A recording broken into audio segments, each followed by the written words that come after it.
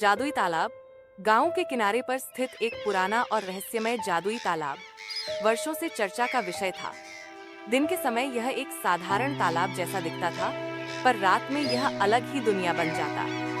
गांव के बुजुर्ग कहते थे कि तालाब में रात के समय अजीब चमक दिखाई देती है और उसमें गहराई से आवाजें सुनाई देती हैं। बच्चे तो इसे दूर से ही देखते और डरते थे। राहुल, जो एक जिज्ञासु और बहादुर लड़का था, हमेशा इस तालाब के रहस्य को जानने के लिए उत्सुक था। उसके दोस्तों ने कई बार उसे इस जगह से दूर रहने के लिए चेतावनी दी, लेकिन राहुल का जिज्ञासा कम नहीं हुआ। एक दिन राहुल ने उनसे कहा, हम सिर्फ बातें सुनते रहते हैं, पर कोई सच में इस तालाब का रहस्य जानने की कोशिश क्यों नहीं करता?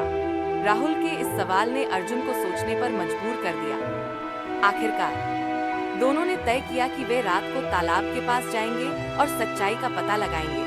उन्होंने एक छोटी सी योजना बनाई। राहुल ने अपनी टॉर्च और एक नोटबुक उठाई ताकि जो कुछ वे देखें उसे रिकॉर्ड किया जा सके। अर्जुन ने खाने पीने के लिए कुछ सामान लाने की जिम्मेदारी ली और एक पुरानी किताब लाई जिसमें तालाब के बारे में कुछ पुराने किंवदंतियां लिखी हुई थी। गहरी रात में दोनों चुपचाप गांव से बाहर निकले। तालाब तक पहुंचने के रास्ते में पेड़ों की सरसराहट और अजीब आवाजें सुनाई देती रही। डर के बावजूद दोनों आगे बढ़ते रहे। तालाब के पास पहुंचकर उन्होंने देखा कि पानी में हल्की नीली चमक थी। तालाब के चारों ओर घने पेड़ और झाड़ियां थीं, जो उसे और भी डरावना बना रहे थे। राहुल ने जैसे ही तालाब के पानी को छूने की कोशिश की, पानी में से एक बड़ी चमकीली रोशनी निकली। अचानक एक परी जैसी आकृति प्रकट हुई। परी ने कहा, तुमने इस तालाब का रहस्य जानने की हिम्मत की है। अब तुम्हें इसके जादू और चुनौतियों का सामना करना होगा। परी ने अपने जादुई हाथों से दोनों को तालाब के भीतर खींच लिया। तालाब के अंदर की दुनिया अजीब और खूबसूरत थी। चारों तरफ रंग बिरंगी रोशनियां, तैरते हुए जादुई जीव और एक अद्भुत महल जैसा कुछ दिखाई देता था।